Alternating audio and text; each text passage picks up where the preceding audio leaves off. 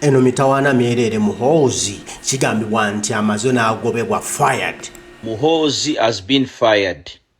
Sooner or later, the public notice is coming down. Wanji. Muhoozi has been fired as a CDF as I speak. Any minute, the official letter signed by his father that Muhoozi is no more the CDF. After the tweet he deleted about US government, he thought was a joke. But as I speak, Muhoozi is hiding. He's hiding from everybody, from General Salim Saleh, from Museveni. Oh my God. Thank you, America. Thank you, America, for standing with the people of East Africa. Muhoozi, you thought was a joke. Now you're hiding and you got fired. Sooner or later, your father is announcing the replacement. You got fired. Don't play with us, the Americans. You know, I told you your days are numbered. I'm coming for you. And I'm going to chop off your balls. Muhoozi has... Oh my. Bino ebintu yandibanga bya ula laba. Waliwo munnamateeka wa Kyagulanyi Center mu Robert Bobi Wine, okay? Omusajja asinzireyo mu ggwanga lya America.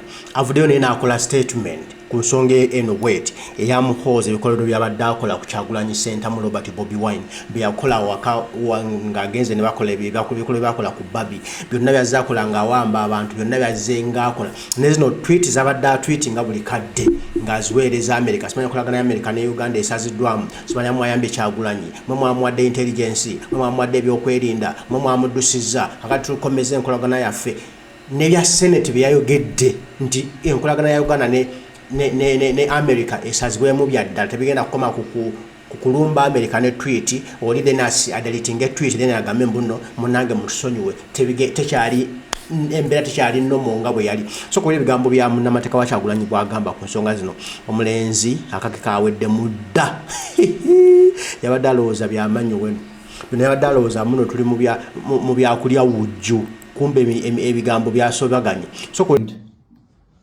the government of Uganda of what is contained in the Ugandan constitution, which all parties seem to have lost sight of. And I can sit here today and talk about Articles 21 through 38 of the Ugandan constitution. But what I am going to say is this. We are intent on requesting the Commonwealth to suspend Uganda until such time as it returns to becoming a rule of law state. Let me remind Holiday oyo munnamateeka wa Kyagulanyi ali international lawyer. Holiday byagambye Robert Amsterdam nti Uganda ebikolero byeri mu kkola olwaleero egobwe mu mukago mama ogwa Commonwealth. Museveni anaali awa mwagala mukola ky'omusajja. Bino ani ali emabega wa bino Kyagulanyi afugidde General Museveni ekyambika. Bino Museveni teyabibala teyabirowooza yatekangawo opposition ze ez'amannyo wenu ez'okwongera okuzannya omupiira gwe. Kyagulanyi yabijjamu nga ye waddala nga buli waakoonakoona bya ddala nga buli kyayagala kya ddala si byakufunayo kasente awo mbu batukube ne Museveni ekifaananyi nagamba no bino si byakifaananyi bino si bya selefi twagala buyinza wa ggwanga lyaffe.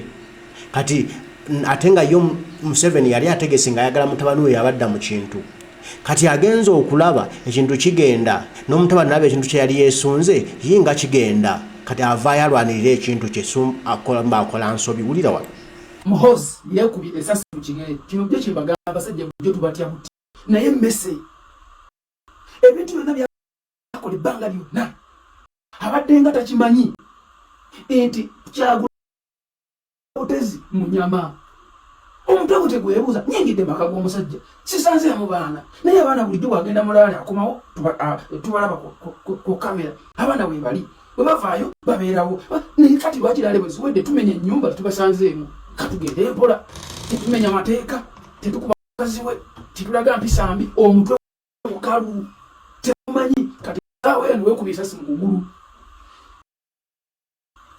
tension yeri mu government ya Museveni tebangawo esawe wetugerera ebizibu ebiriwo kati mu government tebibangawo tobirabangako lwaki twitisiza mwana kyana myaka 50 mweji mwena naye bakyakituuza mu bigambo kyetonda bakisangula bakidiliti ngolabanze enkola post sisangula ngo post ngendo gikola nga manyiti eno ngikoze lwakigenderwa kino sikula nko kintu nekijjayo no nira omwana myaka 5 mweji bamutuuza mu bigambo byogedde biki bino bisaze mu byogedde bikola Muhoozi yekubira ndozo oli lembaga weri ono Kyagulanyi yabatuulamu tebamusobola yababala buli muzannyo gwonna yababala buli kasonda konna yasooka n'abala General Museveni kyekimukuumidde wano biki byabadde akola nga atuwuddiisa n'agamba ngenda kubalabisa n'asalawo alabise buli kikolobero General Museveni kyazaakola n'asalawo alabise obwo General Museveni bwayita obukodyo songa butemu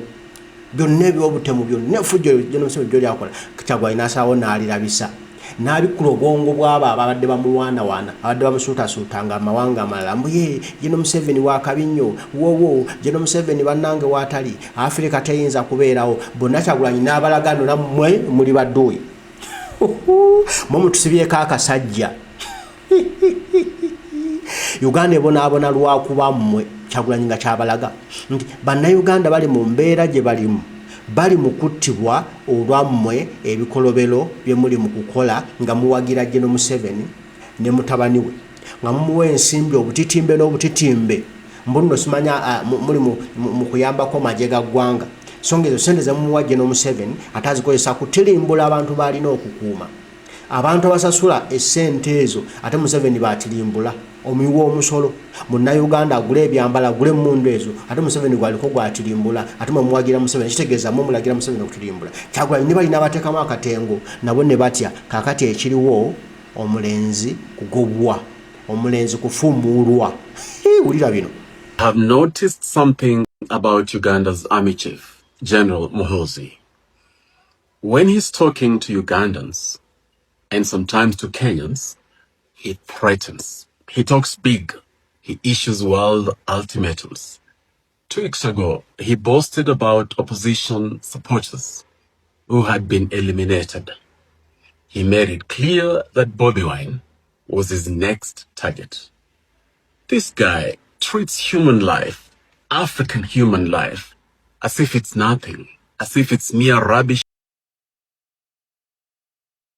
to be swept away. That's not strength, that is cowardice and cruelty. But then something changes when the audience changes. The moment the United States is involved, the same man who can warn a whole nation suddenly discovers good manners. Suddenly he apologizes. Suddenly he claims that he was misinformed. And then comes the humiliation. U.S. Senator Jim Risch, chairman of the U.S. Senate Foreign Relations Committee, has rejected Muhoozi's apology. He says that Muhoozi has crossed the red line. Hollow apologies do not fix reckless behavior. If this tweet had come from Bobi Wine or from another fellow African, Muhoozi would have issued multiple midnight tweets, ranting and threatening. What does that mean? That he only threatens when he believes or when he thinks that people are powerless. That's cowardice. Fellow Africans, do not normalize reckless rhetoric from leaders. Do not clap for arrogance that degrades the dignity of citizens. No human being, however powerful or rich, should ever degrade you or look down on you. Any African who looks down on fellow Africans is but a neo-colonial house Negro. Ndozo widi. Awo wetuli. Omunene abadde yeeyita omunene I have noticed something about Uganda's abadde yeeyita ow'amaanyi kati kaawedde mudda. takyalina wa takyalina kyali kati General Museveni buli lwokola ebikolobero mu gavumenti ya Museveni n'alabanga omulabisizza kyaddako kuba kugoba kati omutabani abadde amutaddewo ng'amwagaza ntebe nnene yagala yababa n'obuyinza n'ate omutabani akyonoonye ekintu tekinnaba kukwatayo takyonoonye ku mbuno abadde ayagala nnyo okukyonoona takyonoonye mbuno kibalemeredde amaanyi ga Kyagulanyi pressure gy'abataddeko yekyonoonesezza ekintu kyabwe luulu yaabwe Kyagulanyi ali mugikubaako bali mugimenyaamenya kati America esituse ebadde babeezezawo ebbanga lino lyonna erinnya mu kyoto egamba no nedda kati Museveni agamba okwetaasa ensonga zino ekitabanika nkigobe wulira ono ebbaluwa gye yawandiise kuliko n'ensalesale abakulembera State Department balina okumuwa bwino areyizinze ensonga eno si congressman oba congresswoman owa bulijjo ssentebe w'akakiiko k'ensonga ezivunaanyizibwa ku mawanga amalala so buyinza bwe buvunaanyizibwa bwe yayisa ssente America zeesindika mawanga nga Uganda asalawo ku buyambi obunajja eno omuli n'obw'ebyokulwanyisa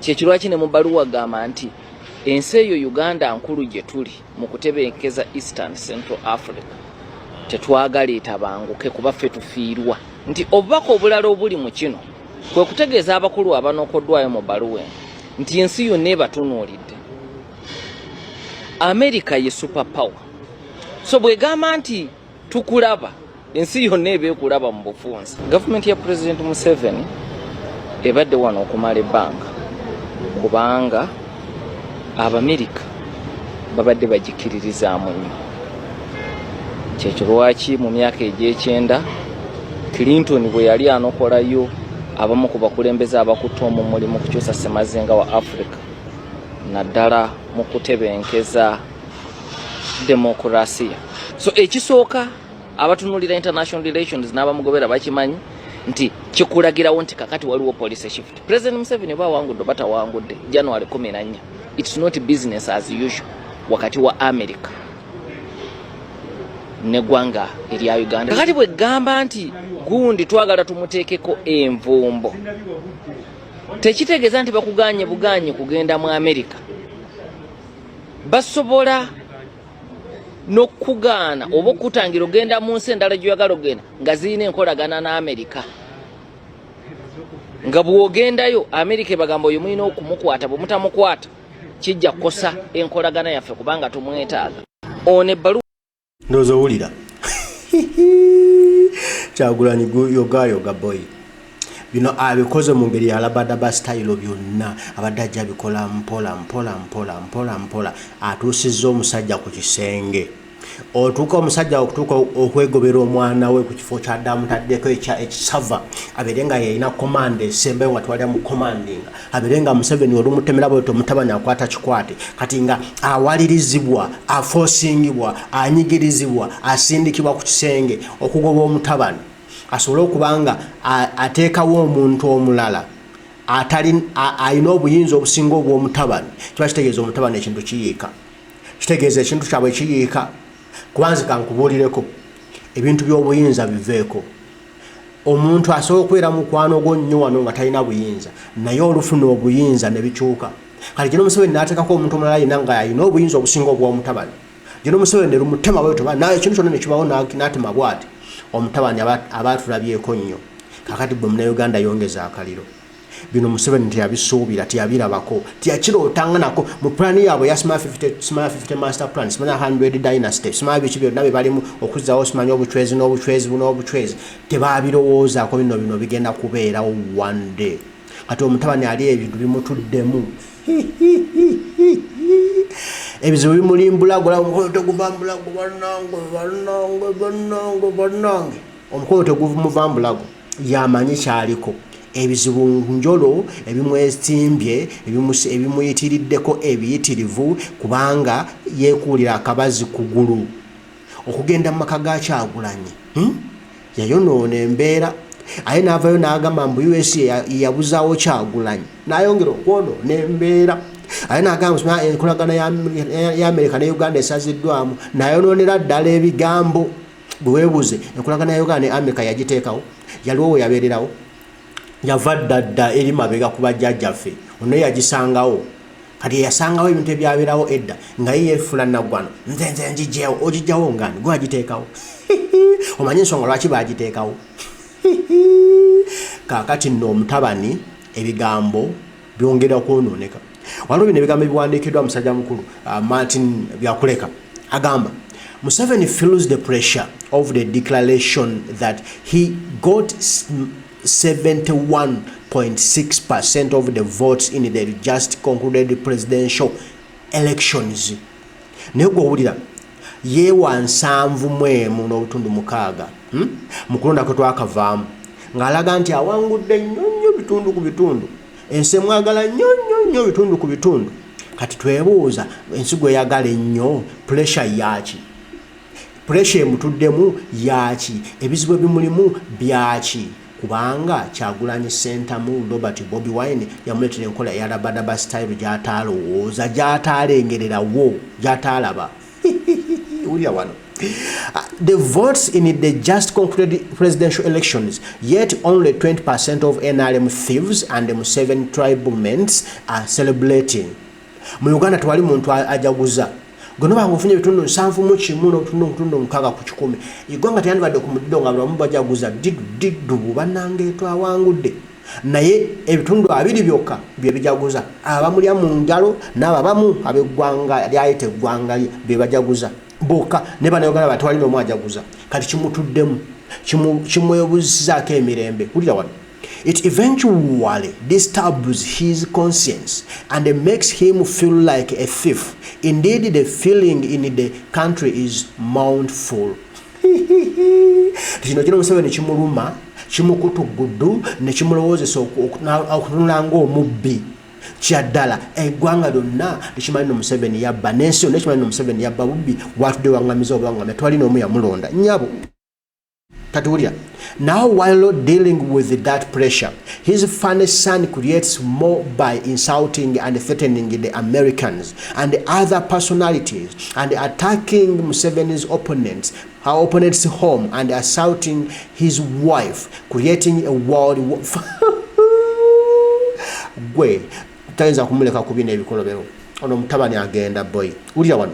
I think the only way to reduce the pressure might be by sacking the son from the office of CDF and censoring his leeches like Mwenda, who dance freely in his brain. The boy has already shown that he is incapable of any adult responsibilities.